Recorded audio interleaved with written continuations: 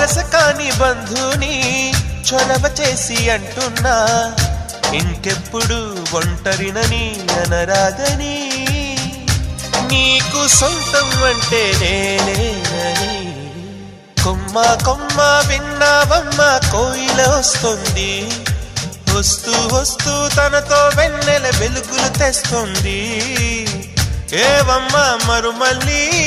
తోరణాలు కడతావా చిలకమ్మ ఎదురేగి స్వాగతాలు చెబుతావా పూల పొగరిల్లేరా రమ్మందని